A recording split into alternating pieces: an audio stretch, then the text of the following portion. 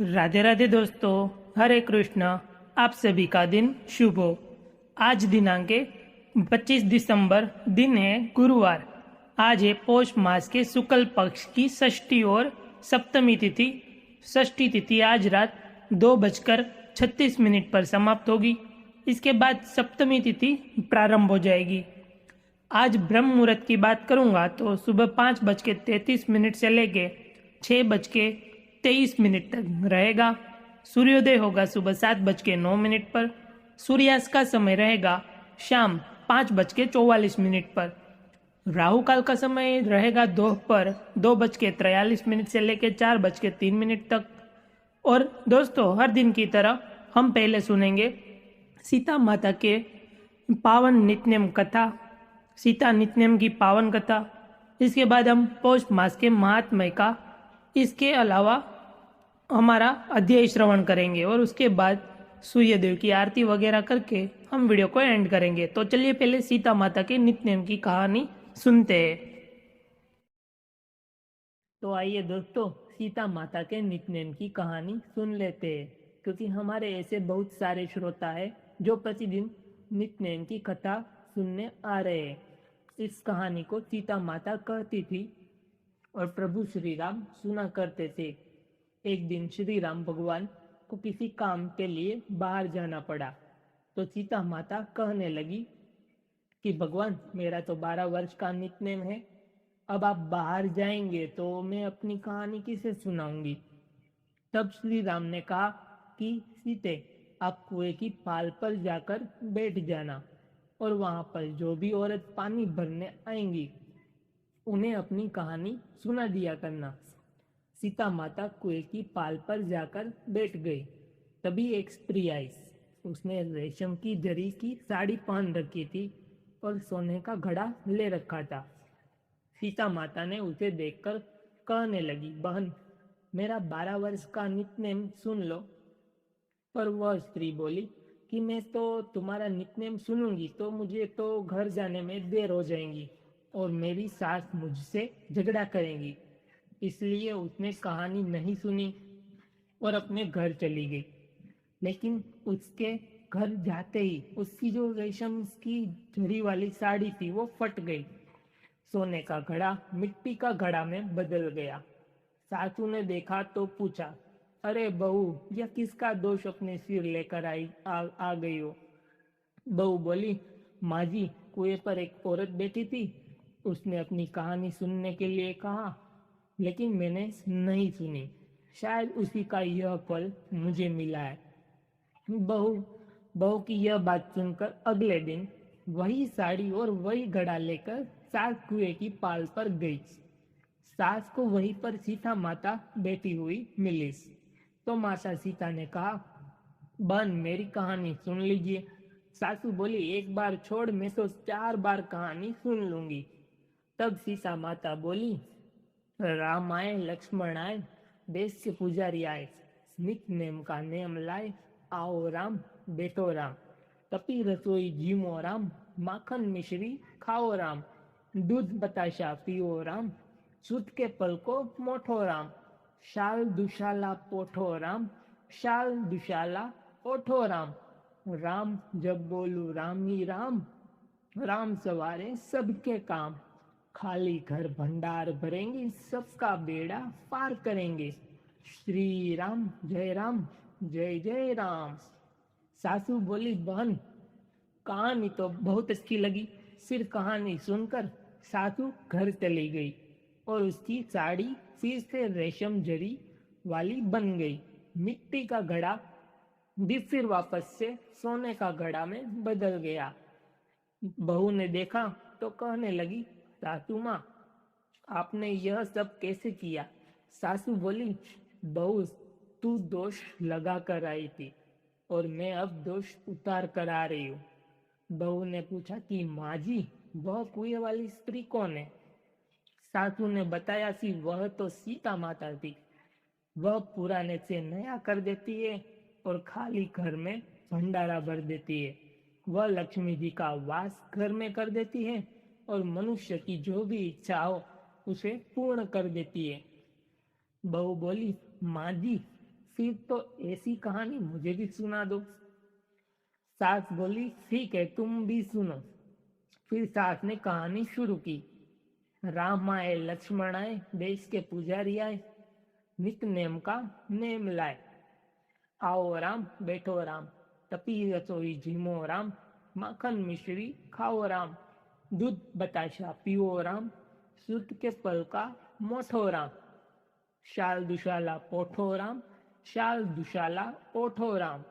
राम, जब बोलू राम ही राम, सवारे सबके काम खाली, घर भंडार भरेंगे, सबका बेड़ा पार करेंगे। बोलो श्री राम, जय राम, जय जय राम। कहानी सुनकर बहू बोली, माँ जी कहानी तो बहुत अच्छी है। सासू ने कहा, ठीक है, अब से हम इस कहानी को रोज किया करेंगे। अब सास बहू रोज सवेरे उठती, नहाती धोती और पूजा करने के बाद नित्य नेम की सीता माता की कहानी कहती। एक दिन की बात है, उनके यहाँ पड़ोसन की एक औरत आई और बोली कि बहन, जरा सी आँच तो देना। तो बहू बोली कि आँच तो अभी हमने जलाई ही नहीं।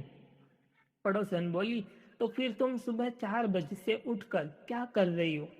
तो उन्होंने कहा कि हम तो सुबह सुबह उठकर पूजा करते हैं, फिर सीता माता की नित्य नेम की कहानी कहते हैं। पड़ोसन की उनकी बात सुनकर फिर कहा कि सीता माता की कहानी कहने से तुम्हें क्या मिला?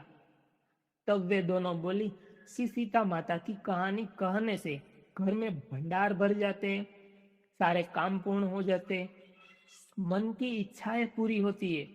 पड़ोसन ने कहा, बहन अगर ऐसा है तब तो फिर मुझे भी ये कहानी सुना दो। तब बहू बोली कि ठीक है, तुम भी यह कहानी सुन लो। राम आए, लक्ष्मण आए, देश के पुजारी आए, निस नेम का नेम लाए। आओ राम, बैठो राम, तपी रसोई झीमो राम, माखन मिश्री खाओ राम, दूध बताशा पियो राम, सूत के पल का मोठो राम, शाल दुशाला पोठो राम, शाल दुशाला ओढ़ो राम। जब बोलो राम ही राम, सवारे सबके काम खाली, घर भंडार भरेंगे, सबका बेड़ा पार करेंगे। श्री राम, जय राम, जय जय राम। पड़ोसन ने कहा, इस कहानी को सुनना तो कहने लगी, बहन कहानी तो बहुत अच्छी लगी। अब वह पड़ोसन भी नित नेम सीता माता की कहानी कहने लगी। कहानी कहने से सीता माता ने पड़ोसन के भी धन के भंडार भर दिए। देखते ही देखते अब तो पूरे मोहल्ले में नित नेम की कथा चल पड़ी और हर किसी के मनोकामना पूर्ण होने लगी। है सीता माता, जैसे आपने उन सभी के भंडार भरे, वैसे ही हमारे भी भरना। कहानी कहने वाले, सुनने वाले और हुकार भरने वाले सबके बनना। सभी प्रेम से बोलिए, सीता माता की जय। अपने भाइयों से कहा, भाइयों, युद्ध की संभावना ही मिटा देने के उद्देश्य से मैं यह शपथ लेता हूँ कि आज से 13 वर्ष तक मैं अपने भाइयों या किसी और बंधु को बुरा भला नहीं बोलूंगा। सदा अपने भाइयों बंधुओं की इच्छा पर ही चलूंगा। मैं ऐसा कुछ नहीं करूंगा जिससे आपस में मन मुटाव होने का डर हो, क्योंकि मन मुटाव के कारण ही झगड़े होते हैं। इसलिए मन से क्रोध को एक बारंगी निकाल दूंगा। दुर्योधन और दूसरे कौरवों की बात कभी न टालूंगा, हमेशा उनकी इच्छा अनुसार काम करूंगा। युधिष्ठिर की बातें उनके भाइयों को भी ठीक लगी। वे भी इस निश्चय पर पहुंचे कि झगड़े फसादे का हमें कारण नहीं बनना चाहिए। उधर युधिष्ठिर चिंतित हो रहे थे कि कहीं कोई लड़ाई झगड़ा न हो जाए, और इधर राजसू यज्ञ का ठाठ बाट तथा पांडवों का यश समृद्धि का स्मरण ही दुर्योधन के मन को खाया जा रहा था। वह ईर्ष्या की जलन से बेचैन हो रहा था। दुर्योधन ने यह भी देखा कि कितने ही देशों के राजा पांडवों के परम मित्र बने हैं। इस सब के स्मरण मात्र से उसका दुख और भी अशग्न हो उठा। पांडवों के सौभाग्य की याद करके उसकी जलन बढ़ने लगती थी। अपने महल के कोने में इसी भांति चिंतित हो और उदास भाव से वह एक रोज खड़ा हुआ था कि उस यह भी पता न लगा कि उसकी बगल में उसका मामा शकुनी आ खड़ा हुआ है। बेटा, यो चिंतित और उदास क्यों खड़े हो? कौन सा दुख तुमको सता रहा है? शकुनी ने पूछा। दुर्योधन ने लंबी सांस लेते हुए बोला, मामा श्री, चारों भाइयों समेत युधिष्ठिर ठाठ बाट से राज कर रहा है। यह सब इन आंखों से देखने पर भी मैं कैसे शोक न करूं? मेरा तो अब जीना ही व्यर्थ मालूम होता है। शकुनी दुर्योधन को सांत्वना देता हुआ बोला, बेटा दुर्योधन, इस तरह मन छोटा क्यों करते हो? आखिर पांडव तुम्हारे भाई ही तो है। उनके सौभाग्य पर तुम्हें जलन नहीं होनी चाहिए। न्यायपूर्वक जो राज्य उनका प्राप्त हुआ है उसी का तो उपभोग वे कर रहे। पांडवों ने किसी का कुछ बिगाड़ा नहीं है। जिस पर उनका अधिकार था वही उन्हें मिला है। अपनी शक्ति से प्रयत्न करके यदि उन्होंने अपना राज्य तथा सत्ता बढ़ा ली है तो तुम ही छोटा क्यों करते हो? और फिर पांडवों की शक्ति और सौभाग्य से तुम्हारा बिगड़ता क्या है? तुम्हें कभी कमी किस बात की है? द्रोणाचार्य, अश्वत्थामा तथा कर्ण जैसे महावीर तुम्हारे पक्ष में हैं। यही नहीं बल्कि मैं, भीष्म, कृपाचार्य, जयद्रथ, सोमदत्त सब तुम्हारे साथ है। इन साथियों की सहायता से तुम सारे संसार पर विजय पा सकते हो। फिर दुख क्यों करते हो? यह सुनकर दुर्योधन बोला, जब ऐसी बात है तो मामा जी, हम जय इंद्रप्रस्थ पर चढ़ाई ही क्यों नहीं कर दे? शकुनी ने कहा, युद्ध की तो बात ही नहीं करो, वह खतरनाक काम है। तुम पांडवों पर विजय पाना चाहते हो तो युद्ध के बजाय चतुराई से काम लो। मैं तुमको ऐसा उपाय बता सकता हूँ जिससे बगैर लड़ाई के ही युधिष्ठिर पर सहज में विजय पाई जा सके। दुर्योधन की आंखें आशा से चमक उठी। बड़ी उत्सुकता के साथ पूछा, मामा जी, आप ऐसा उपाय जानते हैं? शकुनी ने कहा, दुर्योधन, युधिष्ठिर को चौसर खेलने का बड़ा शौक है, पर उसे खेलना नहीं आता है। हम उसे खेलने के लिए न्योता देते हैं तो युधिष्ठिर अवश्य मान जाएगा। तुम तो जानते ही हो कि मैं मंजा हुआ खिलाड़ी हूँ। तुम्हारी ओर से मैं खेलूंगा और युधिष्ठिर को हराकर उसका सारा राज्य और ऐश्वर्य बिना युद्ध के आसानी से छीनकर तुम्हारे हवाले कर दूंगा। इसके बाद दुर्योधन और शकुनी धृतराष्ट्र के पास गए। शकुनी ने बात छेड़ी, राजन, देखिए तो आपका बेटा दुर्योधन शोक और चिंता के कारण पीला सा पड़ गया है। अंधे और बूढ़े धृतराष्ट्र को अपने बेटे पर अपार स्नेह था। शकुनी की बात से वह सचमुच ही बड़े चिंतित हो गए। अपने बेटे को उन्होंने छाती से लगा लिया और बोले, बेटा, मुझे तो कुछ समझ में ही नहीं आता है कि तुम्हें किस बात का दुख हो सकता है। तुम्हारे पास ऐश्वर्य की कमी नहीं है, सारा संसार तुम्हारी आज्ञा पर चल रहा है, फिर तुम्हें चिंता काहे की है? लेकिन शकुनी ने धृतराष्ट्र को सलाह देते कि चौसर के खेल के लिए पांडवों को बुलवाया जाए। दोनों के इस प्रकार आग्रह करने पर भी धृतराष्ट्र ने तुरंत हाँ नहीं की। वह बोले, मुझे यह उपाय ठीक नहीं जच रहा। मैं विदुर से भी तो सलाह कर लूं। वह बड़ा समझदार है, मैं हमेशा से उसका कहा मानता आया हूँ। उससे सलाह कर लेने के बाद ही कुछ तय करना ठीक होगा। पर दुर्योधन को विदुर से सलाह करने की बात पसंद नहीं आई। धृतराष्ट्र बोले, जुए का खेल वैर विरोध की जड़ होता है, इसलिए बेटा मेरी तो यह राय है कि तुम्हारे यह विचार ठीक नहीं है, इसे छोड़ दो। दुर्योधन ने अपनी हठ पर दृढ़ रहता हुआ बोला, चौसर का खेल कोई हमने तो इर्जाद किया नहीं है, यह तो हमारे पूर्वजों का ही चलाया हुआ है। दुर्योधन के इस तरह आग्रह करने पर आखिर में धृतराष्ट्र ने घुटने टेक दिए। बेटे का आग्रह मानकर धृतराष्ट्र ने चौसर खेलने के लिए अनुमति दे दी और सभा मंडप बनाने की भी आज्ञा दे दी। परंतु विदुर से भी उन्होंने इस बारे में गुपचुप सलाह ली। विदुर बोले, राजन, सारे वंश का इससे नाश हो जाएगा। इसके कारण हमारे कुल के लोगों में आपसी मन मुटाव और झगड़े फसाद होंगे, इसकी भारी विपदा हम पर आएगी। धृतराष्ट्र ने कहा, भाई विदुर, मुझे खेल का भय नहीं है, लेकिन हम क्या कर सकते हैं।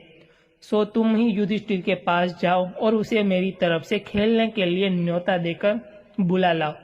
अपने बेटे पर उनका असीम स्नेह उनकी कमजोरी थी, यही कारण था कि उन्होंने बेटे की बात मान ली। चौसर का खेल व द्रौपदी की व्यथा। धृतराष्ट्र की बात मानकर विदुर पांडव के पास आए। उनको देखकर महाराज युधिष्ठिर उठे और उनका ययोचित स्वागत सत्कार किया। विदुर शासन पर बैठते हुए शांति से बोले, हस्तिनापुर में खेल के लिए एक सभा मंडप बनाया गया है, जो तुम्हारे मंडप के समान ही सुंदर है। राजा धृतराष्ट्र की ओर से उसे देखने चलने के लिए मैं तुम लोगों को न्योता देने आया हूँ। राजा धृतराष्ट्र की इच्छा है कि तुम सब भाइयों सहित वहां आओ, उस मंडप को देखो और 2 हाथ चौसर भी खेल जाओ। युधिष्ठिर ने कहा, चाचा जी, चौसर का खेल अच्छा नहीं है, उससे आपस में ही झगड़े पैदा होते हैं। समझदार लोग उसे पसंद नहीं करते हैं, लेकिन इस मामले में हम तो आप ही के आदेशानुसार चलने वाले हैं। आपकी सलाह क्या है। विदुर बोले, यह तो किसी से छिपा नहीं है कि चौसर का खेल सारे अनर्थ की जड़ होता है। मैंने तो भरसक कोशिश की थी कि इसे न होने दूं, किंतु राजा ने आज्ञा दी है कि तुम्हें खेलने के लिए न्योता दे ही दूं, इसलिए आना पड़ा। अब तुम्हारी जो इच्छा हो वो करो। राजवंशों की रीति के अनुसार किसी भी खेल के लिए बुलावा मिल जाने पर उसे अस्वीकार नहीं किया जा सकता। इसके अलावा युधिष्ठिर को डर था कि ये खेल में न जाने के कोई धृतराष्ट्र अपना अपमान न समझ ले और यही बात कहीं लड़ाई का कारण न बन जाए। इन्हीं सब विचारों से प्रेरित होकर समझदार युधिष्ठिर ने न्योता स्वीकार कर लिया। अधिक विदुर ने उन्हें चेता दिया था। युधिष्ठिर ने अपने परिवार के साथ हस्तिनापुर पहुंच गए। नगर के पास ही उनके लिए एक सुंदर विश्राम गृह बनाया था। वहां ठहर कर उन्होंने आराम किया। अगले दिन सुबह नहा धोकर सभा मंडप में जा पहुंचे। कुशल समाचार पूछने के बाद शकुनी ने कहा, युधिष्ठिर, खेल के लिए चौपड़ बिछा हुआ है, चलिए 2 हाथ खेल ले। Sorry guys. युधिष्ठिर बोले, राजन, यह खेल ठीक नहीं है। बाजी जीत लेना साहस का काम नहीं है, जुआ खेलना धोखा देने के समान है। आप तो यह सब बातें जानते हैं।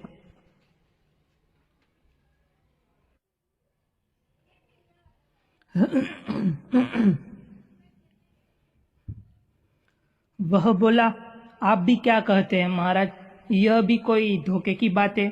हाँ, यह कहिए कि आपको हार जाने का डर लग रहा है।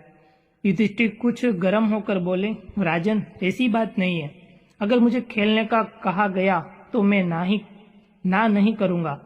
आप कहते हैं तो मैं तैयार हूँ। मेरे साथ खेलेंगे कौन?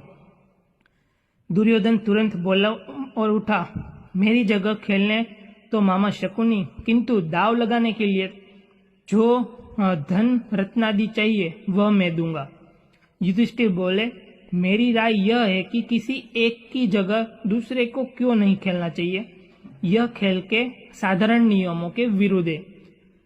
अच्छा, तो अब दूसरा बहाना बना लिया, शकुनी ने हंसते हुए कहा। युधिष्ठिर ने कहा, ठीक है, कोई बात नहीं, मैं खेलूंगा। और खेल शुरू हुआ। सारा मंडप दर्शकों से खचाखच भरा हुआ था। द्रोण, भीष्म, कृपाचार्य, विदुर, धृतराष्ट्र जैसे वयोवृद्ध भी उपस्थित थे। वे उसे रोक नहीं सकते थे। उनके चेहरों पर उदासी छाई हुई थी। अन्य कौरव राजकुमार बड़े चाव से खेल को देख रहे थे। पहले रत्नों की बाजी लगी, फिर सोने चांदी के खजानों की, उसके बाद रथों और घोड़ों की। तीनों दाव युधिष्ठिर हार गए। शकुनी का पासा मानो उसके इशारों पर चलता था। खेल में युधिष्ठिर बारी बारी से अपने गाय, भेड़, बकरियां, दास दासी, रथ, घोड़े, सोना, सेना, देश की प्रजा सब खो बैठे। भाइयों के शरीर पर जो आभूषण और वस्त्र थे उनको भी बाजी पर लगा दिया और हार गए। और कुछ बाकी है? शकुनी ने पूछा। यह सांवले रंग का सुंदर युवक मेरा भाई नकुल खड़ा है, वह भी मेरा ही धन है, इसकी बाजी लगाता हूँ, चलो, युधिष्ठिर ने जोश के साथ कहा। शकुनी ने कहा, अच्छा तो यह बात है, तो यह लीजिए, आपका प्यारा राजकुमार अब हमारा हो गया। कहते कहते शकुनी ने पासा फेंका और बाजी मार ली। युधिष्ठिर ने कहा, यह मेरा भाई सहदेव, जिसने सारी विद्याओं का पार पा लिया है, इसकी बाजी लगाना उचित तो नहीं है, फिर भी लगाता हूँ, चलो देखा जाएगा। यह चला और वह जीता। कहते हुए शकुनी ने पासा फेंका। सहदेव को भी युधिष्ठिर गवा बैठा। अब दुरात्मा शकुनी को आशंका हुई कि कहीं युधिष्ठिर खेल बंद न कर दे। बोला, युधिष्ठिर, शायद आपकी निगाह में भीमसेन और अर्जुन माद्री के बेटों से ज्यादा मूल्यवान है, सो उनको बाजी पर आप लगाएंगे नहीं। युधिष्ठिर ने कहा, मूर्ख शकुनी, तुम्हारा चाल यह मालूम होते हुए कि हम भाइयों में आपस में फूट पड़ जाए, सो तुम क्या जानो कि हम पांचों भाइयों के संबंध क्या है। पराक्रम में जिसका कोई सानी नहीं है, उससे अपने भाई अर्जुन को मैं दाव पर लगाता हूँ, चलो। शकुनी यह तो चाहता था, तो यह चला। कहते हुए पासा फेंका और अर्जुन भी हाथ से निकल गया।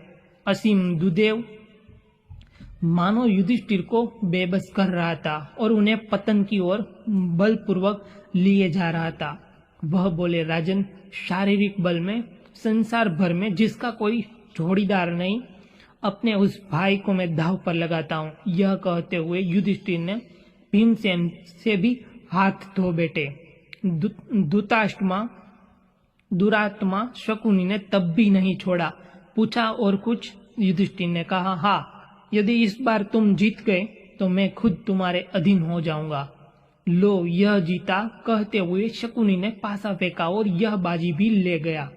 इस पर शकुनी सभा के बीच उठ खड़ा हुआ और पांचों पांडवों को एक एक करके पुकारा और घोषणा की कि वे सब उसके गुलाम हो चुके हैं। शकुनी को दाद देने वालों के हर्षनाद से और पांडवों की इस दुर्दशा पर तरस खाने वालों के हाहाकार से सारा सभा मंडप गूंज उठा।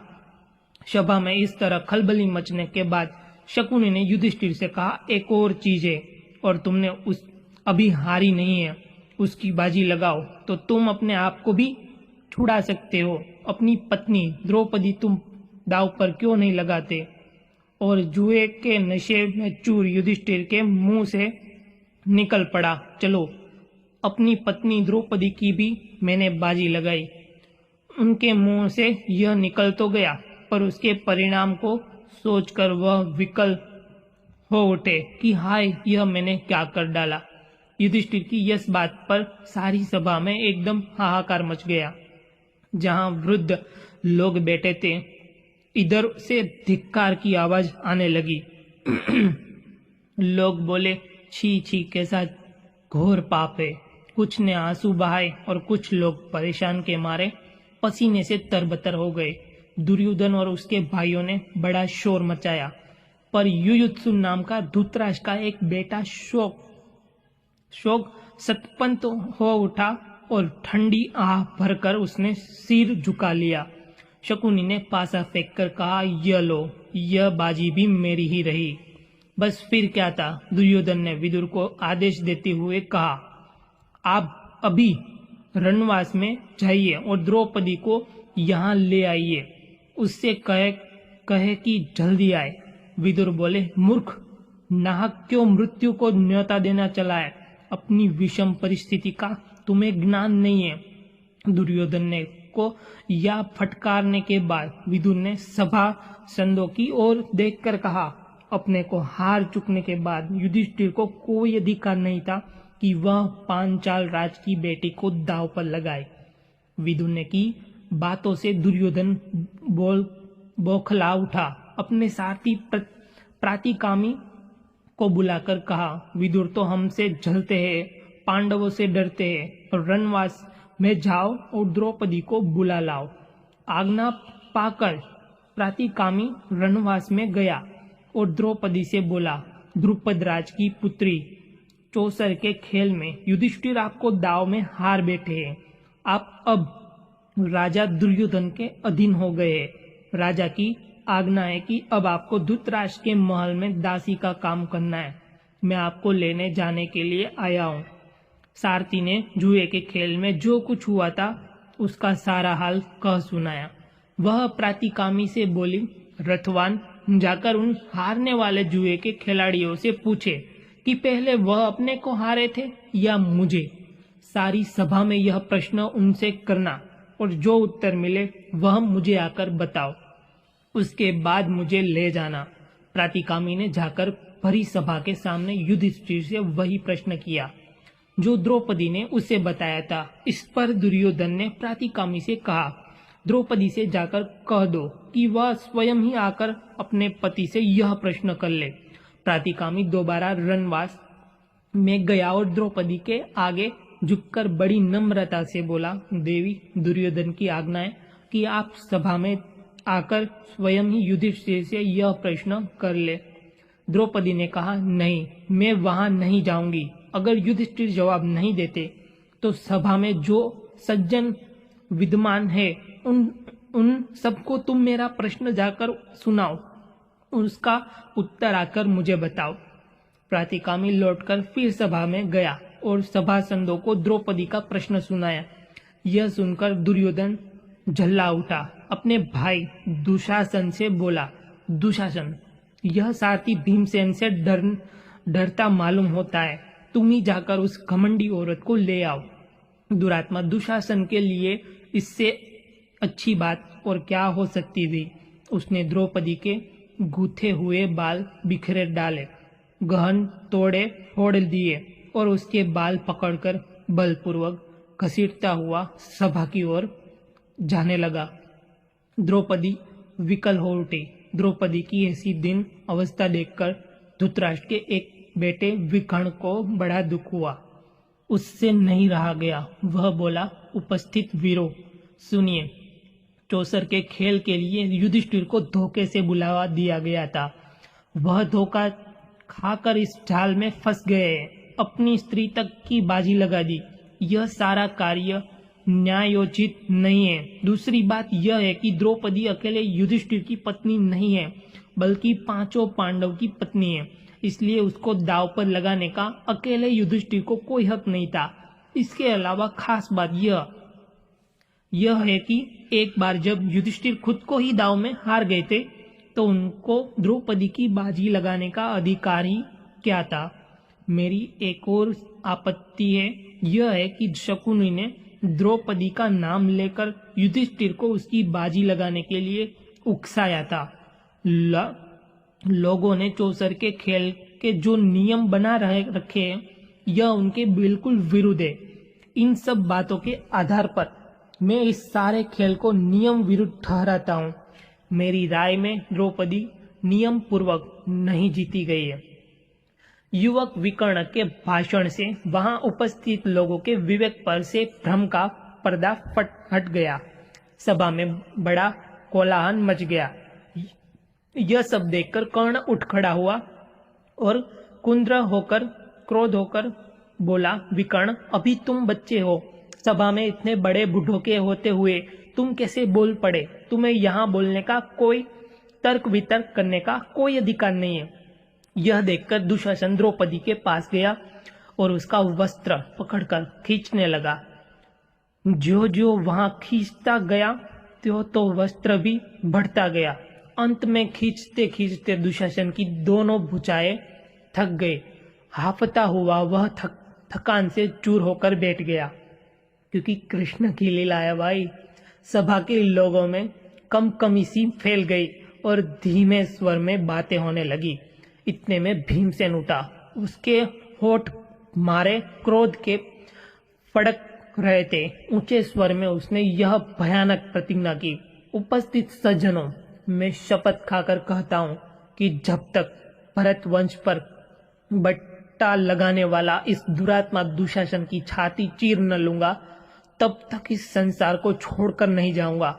भीमसेन की इस प्रतिज्ञा को सुनकर उपस्थित लोगों के हृदय में भय के मारे थर्रा उठे। इन सब लक्षणों से धृतराष्ट्र ने समझ लिया कि यह सब ठीक नहीं हुआ है। उन्होंने अनुभव किया कि जो कुछ हो चुका है उसका परिणाम शुभ नहीं होगा। यह उनके पुत्रों और कुल के विनाश का कारण बन जाएगा। उन्होंने परिस्थिति को संभालने के इरादे से द्रौपदी को बड़े प्रेम से अपने पास बुलाया और शांत किया तथा सांत्वना दी। उसके बाद वह युधिष्ठिर के ओर मुड़कर बोले, युधिष्ठिर, तुम तो अनजान शत्रु हो, उदार हृदय के भी हो। दुर्योधन की इस चाल को क्षमा करो और इन बातों को मन से निकाल दो और भूल जाओ। अपने राज्य तथा संपत्ति आदि सब ले जाओ और इंद्रप्रस्थ जाकर सुखपूर्वक रहो। धृतराष्ट्र की इन मीठी बातों को सुनकर पांडवों के दिल शांत हो गए और ययोचित अभिवाद नादि के उपरांत द्रौपदी और कुंती सहित सब पांडव इंद्रप्रस्थ के लिए विदा हो गए। पांडवों की विदा हो जाने के बाद कौरवों में बड़ी हलचल मच गई।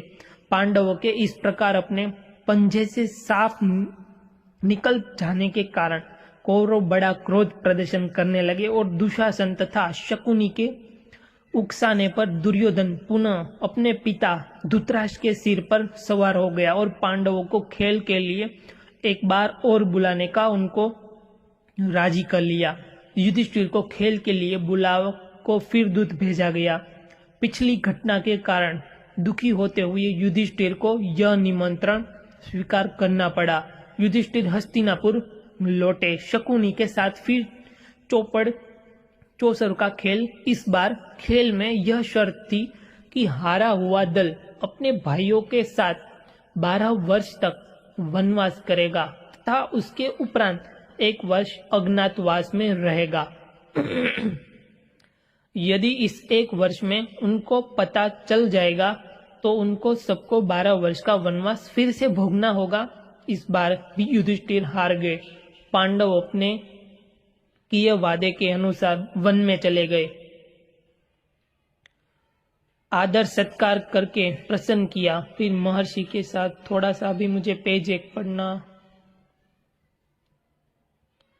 कुरुजा महर्षि मैत्रेय ने कहा, राजन, कामयज्ञ वन में संयोग से युधिष्ठिर से मेरी भेंट हो गई थी।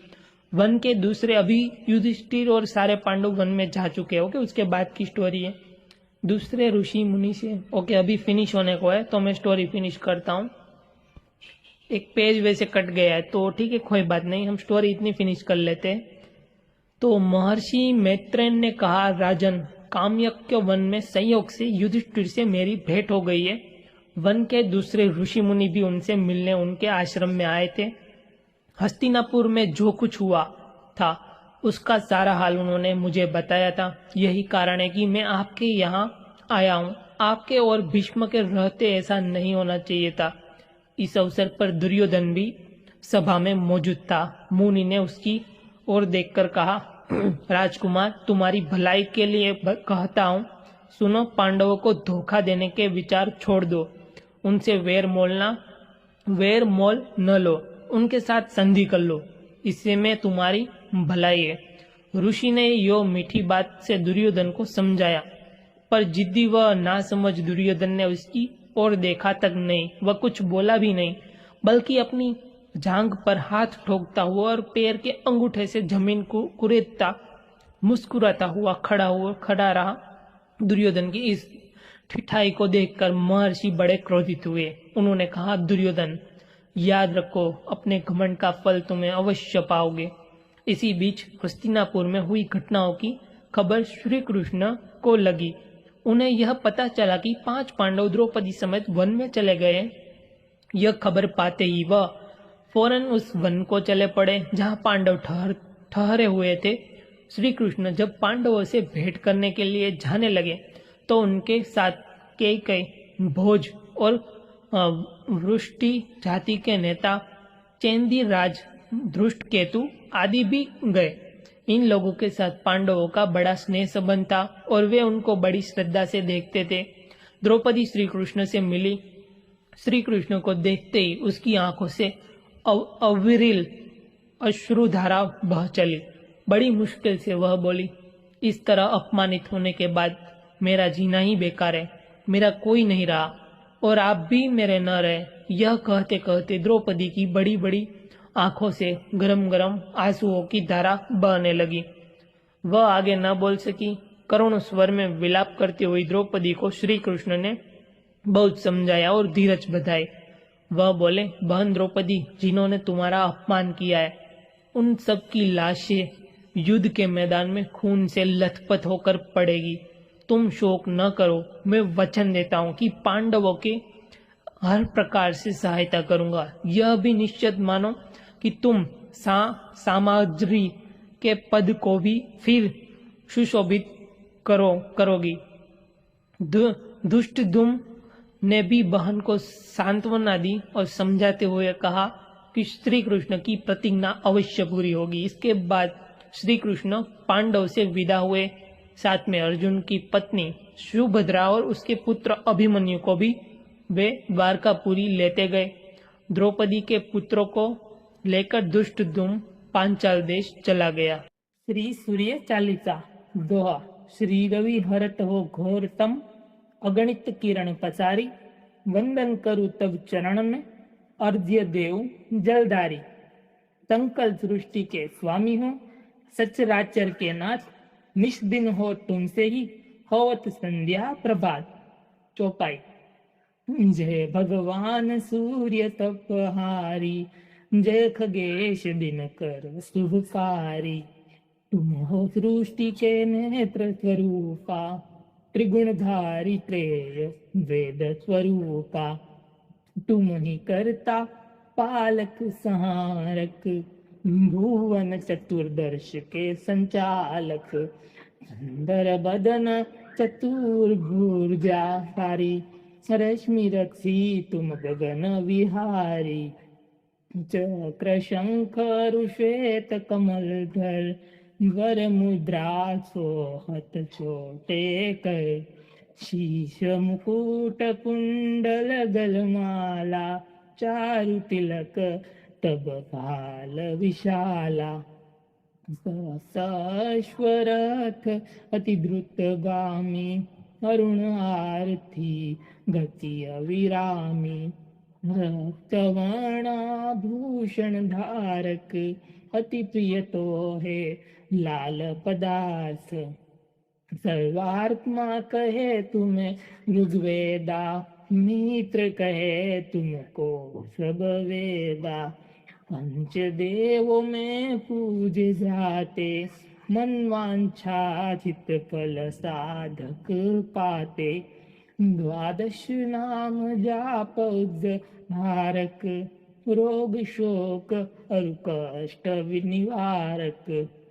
माँ कुंती तब ध्यान लगायो, दानवीर सूत कर्ण सपायो। राजा युधिष्ठिर तब जस गायो, अक्षय पात्र वो वन में पायो। शस्त्र त्याग अर्जुन उपकार्यो, बनादित्य हृदय से प्यायो। विंध्याचल तब मार्ग में आयो, हाहाकार तिमिर से छायो। मुनि अगस्त्य गिरि गर्व मिटायो, निज टक बल से विंध्य नवायो। मुनि अगस्त्य तब महिमा गाई, तुम्हारे भय विजयी रघुराई। तो है वीरों को मधुर फल जाना, मुख में लीनी तो है अनुमाना। तब नंदन शनिदेव कहावे, पवन के सुत शनि तीर मिटावे।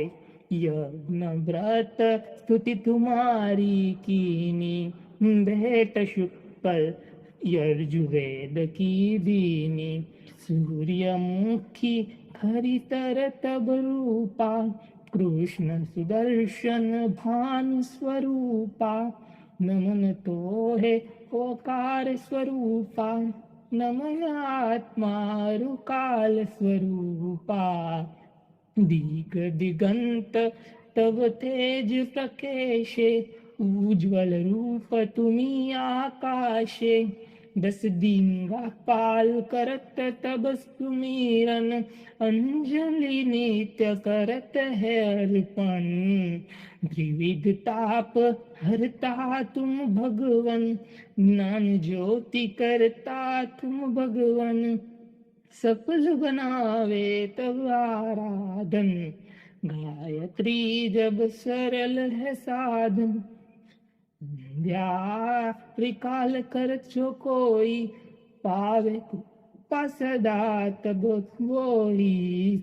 चिंत शांति सूर्याष्टक देव, व्याधि अपाधि सब हर लेवे। अष्टदल कमल यंत्र सुधकारी, पूजा उपासन तब सुखकारी। माघ मास शुद्ध सप्तमी पावन, आरंभ हो तब शुभ व्रत पालन। भानु सप्तमी मंगलकारी, भक्तिदायिनी दोषणहारी। रविवार जो तुमको ध्यावे, पुत्रादिक सुख वैभव पावे। पाप रूपी पर्वत के विनाशी, ब्रज रूप तुम हो विनाशी। राहुआन तब ग्रास बनावे, ग्रहण सूर्य तो को लग जावे। धर्म दान तप करते साधक, मीत राहु तब पीड़ा बाधक। सूर्य देव तब कृपा कीजे, धीर्य आयु बल बुद्धि दीजे। सूर्य उपासना कर नित ध्यावे, कुष्ठ रोग से मुक्ति पावे। दक्षिण दिशा तोरी गति जावे, दक्षिणायन वो ही कहलावे। उत्तर मार्गी तोरो रथ होवे, उत्तरायण तब वो कहलावे। मन अरु वचन कर्म वो पावन, संयम करत फलित आराधन। दोहा। भरतदास चिंतन करत, घर दिन कर्तव्य ध्यान, रखियो कृपा इस भक्त से तुमरी सूर्य भगवान। चलिए सुनते हैं सूर्य भगवान की आरती। ओम जय सूर्य भगवान, जय हो दिनकर भगवान। जगत के नेत्र स्वरूपा, तुम हो त्रिगुण स्वरूपा। धरत सब ही तप ध्यान, ओम जय सूर्य भगवान। ओम जय सूर्य भगवान।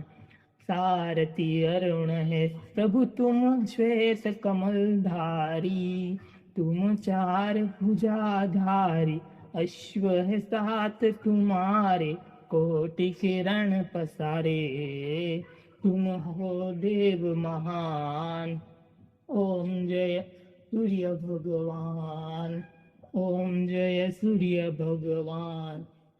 उषा काल में जब तुम उदयाचल आते, तब तब दर्शन पाते। सब तब दर्शन पाते, फैलाते उजियारा। जागता तब जग सारा, करे सब तब गुणगान। ओम जय सूर्य भगवान। ओम जय सूर्य भगवान।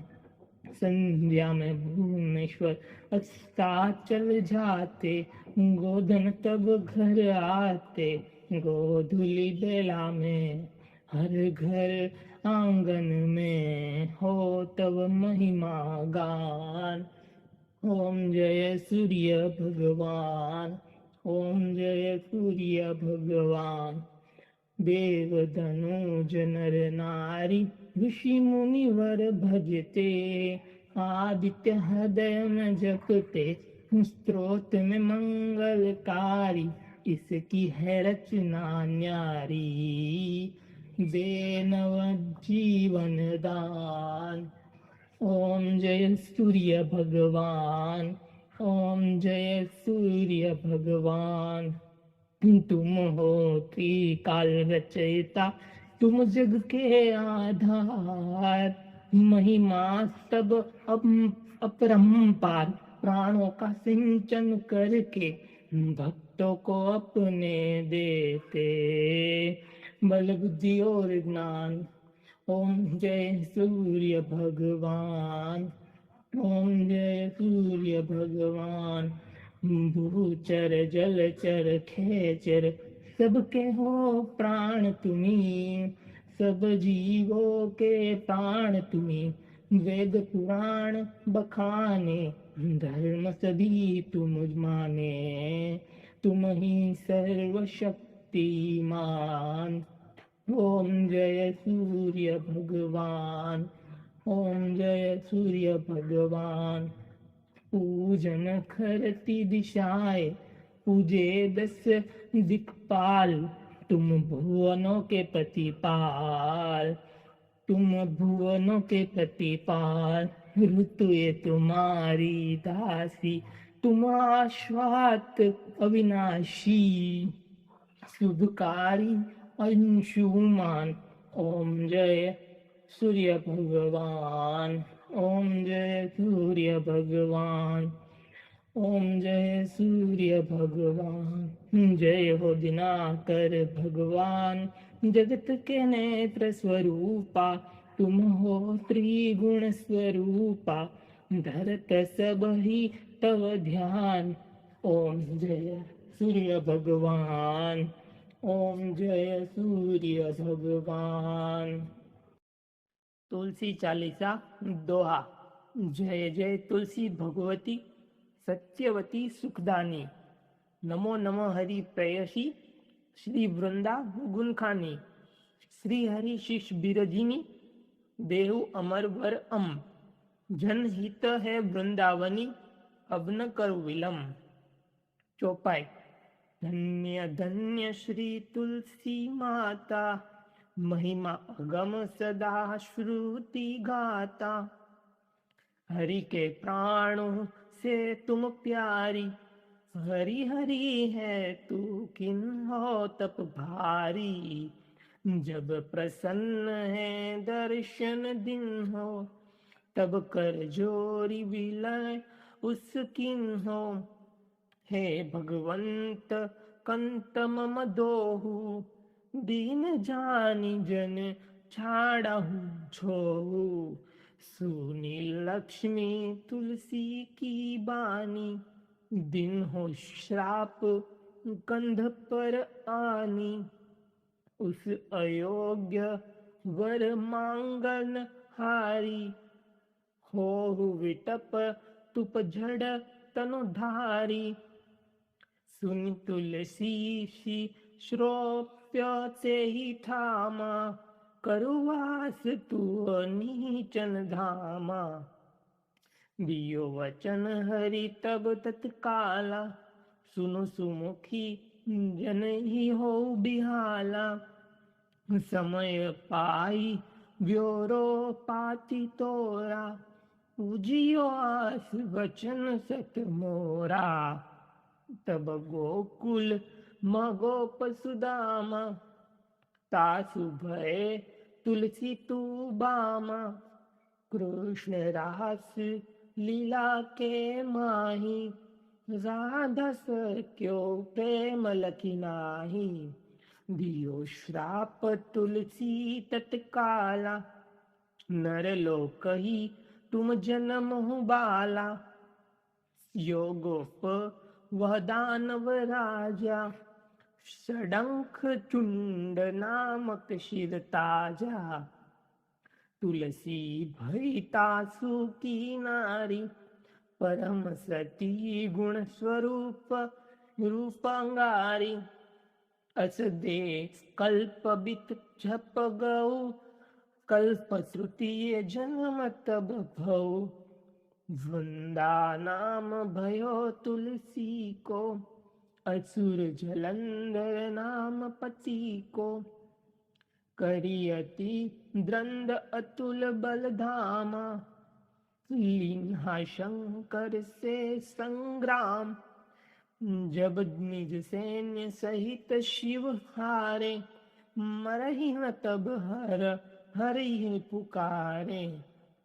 पतिव्रता वृंदा थी नारी, को न सके पति ही सारी। तब जलंधर ही भेष बनाई, वृंदा ढिंग हरि पहुँच्यो जाई। शिव हित लई कर कपट प्रसंगा, कियो सतीत्व धर्म तोई भंगा।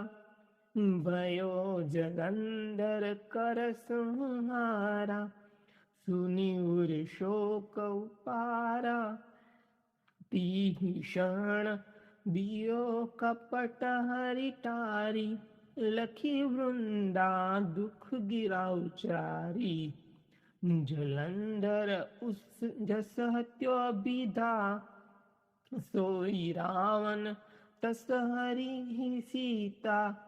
अस प्रसत्तर सम हृदय तुम्हारा, धर्म खंडी मम पति संहारा। यही कारण लई श्राप हमारा, होवे तनु पाषाण तुम्हारा। सुनी हरि तुरहित तई वचन उचारे, दियो श्राप बिना विचारे। लख्यो न निज कर तुति पति को, छलन च्योह जब पार्वती को। जडमंती तू उस हो जंडरूपा, जग माँ तुलसी विटप अनुपा।